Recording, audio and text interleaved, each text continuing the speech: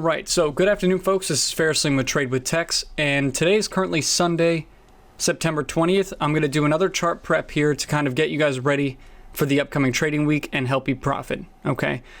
Real quick, if you are not subscribed to the channel, make sure that you subscribe. You can click the notification bell on the right side of it to also notify you when a video is posted. Normally, I wouldn't say that, but we are on a big hot streak here of just knocking out these momentum plays out of the park, right? Last week we were 3 for 3. Week before that we were 3 for 3. And what we're going to do today is the same thing. We're going to start off with the Nasdaq, right? Specifically Nasdaq futures, but it applies to just standard ETFs as well. And then we're going to transition into 3 momentum stocks, okay? But again, if you're not subscribed, subscribe. And if you are, enjoy the video. We're going to jump right into it.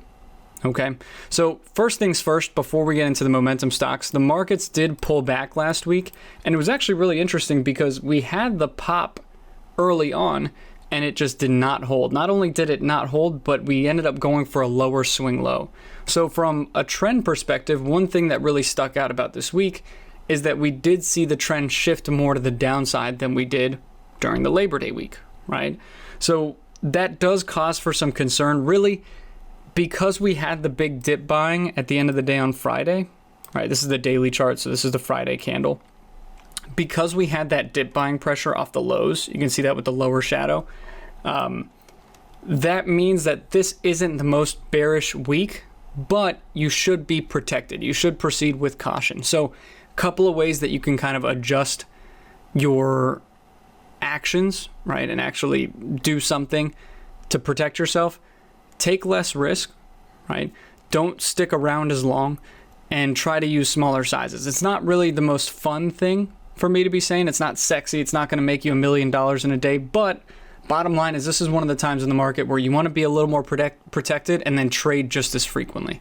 Okay, so we did get a lower swing low, but the Nasdaq ended up closing right at that support level that we talked about. So let's talk key levels here because this is what you guys want to hear.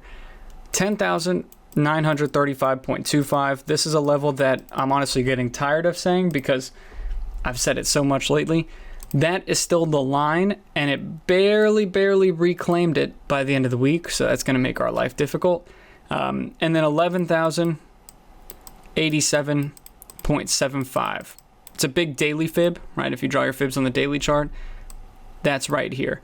So with regards to support, we reclaimed one level, not the other. In order to get any type of bigger bounce, we're going to have to close a daily candle above this, okay?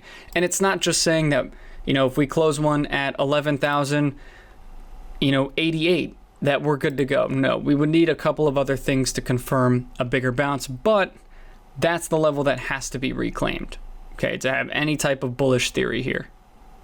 Okay, so big picture, those are your 2 support levels. I'm going to zoom it into the hourly time frame from the daily in order to give you guys the resistance. My chart's pretty congested here. There's a lot going on, but I'm going to try to simplify it. Basically, these are the 2 bigger support levels that we talked about, okay? But short-term resistance is actually in front of that. And the reason I'm saying that this fib is not resistance here and I'm saying it's support is because a reclaim of that on a larger time frame is much more significant. Yes, that might play into the price action, but I'm going to give more weight to these 2 levels. 11,022. Okay, so these down here are resistance, resistance, resistance.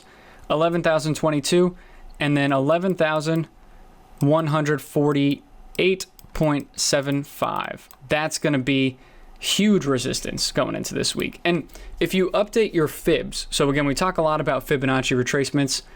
If you don't use them, start using them. If you do, update them on the hourly time frame, right? So we're on the hourly now. Just draw them from high to low, all right? And you can see where I'm getting this level from, all right? So basically, we have that fib as resistance now, if you update your fibs. We also have this 11,022 level, which is historical support, now resistance, okay? And then big picture, we want a reclaim of this line on the daily, but this is the one that we're barely clinging on to. Okay, I got a couple of other smaller levels here, but big picture, I want to focus on support, and then short term, I want to focus on resistance, where I'm taking my profits for any bounce trades. All right. And the last thing I'll say, so I'm giving you guys 4 levels here. Seems like a lot, but you have to have everything updated. Last thing I'll say, using the larger time frames not only saved our butts this week, but made us money. And I'm saying this from a very humble point of view. We've gotten our asses kicked a lot in this market, right? Not every day, not every week, but just occasionally. And this is one of the weeks where we really could have gotten our butts kicked, and we did not. And it's because of the larger time frames. Keep checking the daily, and then intraday on the hour, see how those hourly candles are closing. If you missed the bounce on Friday afternoon, it was clean, right? It was very clean because that hourly candle was very bullish off the lows. Okay? So again, keep checking those larger time frames. Use those 4 key levels. If I were to guess, I think we'd actually get an early magnet back up to this area early in the week, but we'll see how the markets play out. Okay. And actually, one more thing I wanted to say, not relative to the Nasdaq, but if you're trying to look at which sectors and industries are going to outperform, because I saw that a lot on social media this week, people were saying, oh, you know, banks didn't perform like I thought they would, but biotech shocked the world and ended up closing at the highs. Big part of that was actually M&A, mergers and acquisitions. Gilead acquired IMMU early in the week, and that led to bios waking up early and showing a lot of strength. So you shouldn't be too surprised when they close at the highs, right? Because that's going to bring a lot more buying pressure into the industry as a whole. So we saw another big acquisition from Nvidia last week for chip makers, right? If we keep seeing this kind of M&A, that's not only a catalyst for the whole market, but that's a catalyst for individual industries. So not something that has happened, you know, over the weekend or anything like that, but just keep an eye out for those big mergers and acquisitions, because then that industry will heat up and outperform.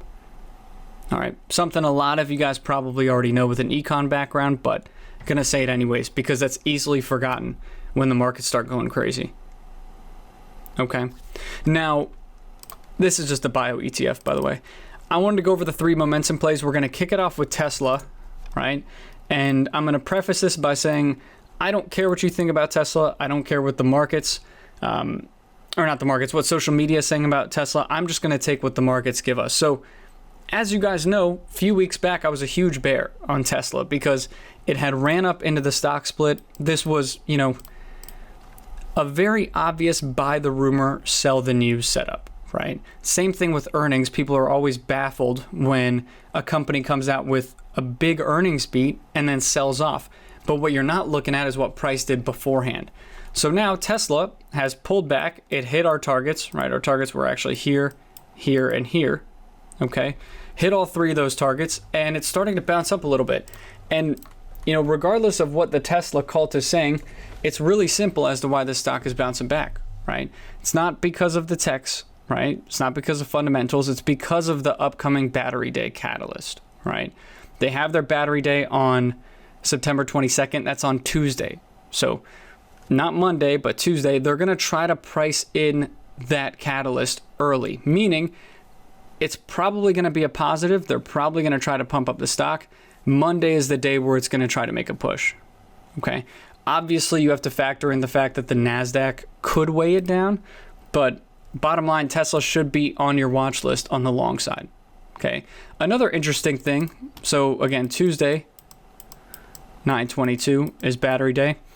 Another interesting thing about this chart, if you zoom it in just to the intraday chart, Tesla actually closed right down here, but right before it closed, it was green on the day, right? They hammered it back down. So what I think we're going to get come Monday is a break of this high, and I'll show you it on the bigger time frame so you can see it, but it's a break of 451, the Friday high, for a push up to 461. At the very least. Not that bold of a call, right? Just a few percentage points, but that's going to be the first target there. Okay, so what this looks like on the daily is this. I'll zoom it back in. 451 is the resistance. Next target would be 461.94 to be exact. All right, and then we have resistance right after that, but for the most part, if it breaks this zone, it should be able to get up to, I can't read that level, 476. All right, that's kind of going to be the max upside that I'm looking for. So this is going to be the first target. We'll take some profits there, and if it breaks that again, we'll get back in and look for 476. Okay, so 451 is the trigger. If you're wondering when you actually act on it, that's the trigger. These are the targets. All right, and just a little note, that's the game plan. That's what we want from it. That's what we do in these videos. We define what we want, and then we act on it. With respects to key levels, just so that you have them all drawn up for future reference, 476 specifically is a fib on this big run up. So you can see it if you draw your fibs from low to high, and you can't see the high because it gapped up, but 273 up to 538.75, then you get the same key levels that I have without having to go in and draw each one individually. Okay, so if you need to do that, pause the video, go put it in. We're going to move on to the next momentum stock. All right, so far we've gone over one large cap. We're going to go over a pretty interesting stock here, Bloom Energy, which is actually becoming one of our go-to stocks in the Trade with Text chat. So we have the paid $50 a month chat, lower if you go 3 months or a year on the sign up. But regardless of whether you're a free trial member or an actual paid month-to-month membership, you saw it on Friday where we traded BE all the way up for the round 2. And this is a tricky stock normally, but it's becoming a regular favorite because it follows through whenever there's relative volume. And it's uncanny. Any ounce of relative volume, it follows through. So that's one of the two big things that I'm going to be looking for next week. If not, if there's no high relative volume, right, then we're just looking for a reset back down to the 15s, right? And I'm not going to play the short side, I'll tell you right now. So I'm looking for a breakout on relative volume. The area that I'm looking to break is this right here. Okay, it's a trend line. If you just draw the trend line through these highs, all right, that's what held us down. That's where we took profits on Friday. If it were to break that, it has one more level at 1783, and then it is blue skies. Well, not blue skies, but a lot of room until the next target area at 1967. Okay, normally I don't actually like drawing that many trend lines. I like to focus on just the key levels, but in this case it's very obvious that that is holding it down. Okay, so BE, the move that I'm looking for from 1783 to 1967, just like Tesla, where we said watch for a break of 451, watch for a break of 1783. Don't just buy the stock on Monday and then say, Ferris, why isn't it going up yet? It has to have that little bit of strength before we can get back in. Okay. And some of you guys might be saying, well, I only like trading options, or I only like trading pennies. There's one thing that was really helpful last week, and that was being flexible, right? This is a stock that's really easy to trade, right? When it sets up, it has volume. It's an obvious breakout candidate. You don't need a lot of size to make money because it's moving up 5 to 10% minimum, right? And it's a no-brainer. So if you really stay in your lane, typically, try to add this one and practice trading it because it is a good go-to stock. Okay, be a little bit flexible. Now, last ticker is actually not a penny stock. We went over a lot of penny stocks last week, and the week before that, we had one or two in each webinar. But the reason why we're not going over pennies here is because a whole lot of them made their runs. Like, for example, PEIX is one that we traded throughout the week. Wildly overextended now. I wanted to go over this, but I can't sleep at night if I'm telling you guys to buy a stock that is this overbought, right? So the stock I'm going to tell you guys to watch is Zoom. It's a large cap. You guys know it, right? Everybody knows it. This is a very popular stock nowadays, very popular app nowadays. Basically, it had a big run up on earnings and then pulled back. And I'm going to be honest with you, I'm fully aware that this stock is overvalued. I don't care. I'm going to trade it if it sets up. Okay, that's the bottom line. I follow price on whatever ticker. I don't care about bias. All right. So Zoom actually had a blowout quarter. That justified the run. And now it's starting to ramp back up.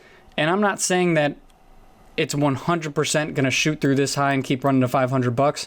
I'm just looking for a key level to key level move, specifically from 436.29, so that's this blue line here, up to 460.47. Okay, it is worth noting that they had a news release on Friday where they talked about improving their messaging software. That's why it got the relative volume. So Monday is technically going to be day 2 for the stock. All right, day 2. Whereas, I want to put this into perspective. Day 1, you get the most momentum. Day 2, you get, some follow through up to the next target. And then day 3 is normally when we fade. So we still have some time to make money on this, but whether or not it plays out on Monday, hit the reset button on day 3 and don't go into it with the same mindset. Okay, so we still have some opportunity here. Day 2 should be interesting for Zoom. The 2 levels that I have here that I told you guys about briefly, one is actually a zone. So 436 stretches up to 439. 0.32, they're just $3 away from one another. And then the next one is just a flat out level, a flat out resistance level, and that's a historical one at 460.47. That is not a small key level. If you look at the hourly time frame, right, I just zoomed in from the daily to the hourly, look at the price action when it topped out on earnings, right? This wasn't the resistance. The area that was holding us down consistently was 460. It held us down pre-market, again there, and again there, right? 4 rejections. This was just once on a spike, which technically was held down by that level. So bottom line, this is the max upside until you reevaluate. A break of that level would be very, very significant. Okay? But basically, we're looking for a key level to key level trade. This is also with the trend. The only problem with this setup, right? It's not that the stock is incredibly overbought. It's not that, the company's overvalued. The only problem with this setup is the same thing as Tesla. It's on the long side while the markets are weakening, right? So again, this is one of the examples where I really am starting to think that the markets are going to have a 1 to 2 day rally before they reset those techs again. But bottom line, Zoom, Tesla, if you do trade them, pull up the Nasdaq side by side to make sure that you're not going against the current, right? If the markets look like this and you're taking a trade that looks like this, chances are you're forcing something that you shouldn't be. Okay? So this is kind of, coming from a concerned mother rather than just another trader. Just be careful with it. All right? So Nasdaq, as we talked about, very interesting chart. Update your key levels on that and use the larger time frames going into this week. Okay. Tesla and Zoom are both potential breakout plays, both of them sitting right at that resistance. Wouldn't surprise me if they gapped them up above the resistance and started running them early on Monday. Okay. And then BE, all of which have options, but you can trade common stock on them too. There's plenty of upside. BE has not broken out yet. Watch for the break of 1783. All right. If you see something else moving that you like, you can actually comment it on the video. I don't just want this to be a show and tell. I want you guys to bring something to the table too, right? Let's work as a team to make money together. All right, that's what it's all about. Either way, hope you enjoyed it. If you did, like the video, subscribe to the channel so you can see the next one. I do have some bad news here, kind of ending it on a negative note. Next 2 weekends, I actually have some commitments, right? I have a wedding, socially distanced wedding, and then I have another wedding the weekend after that. So unfortunately, I will not be able to put out Sunday review videos. I'm giving you guys a heads up here. Okay, but if you're in the chat room, if you're in the Trade with Text chat, you'll still get all of my analysis in advance. Okay, either way, let's bank together. All right, have a good weekend, folks, and good luck on Monday. All right, take it easy.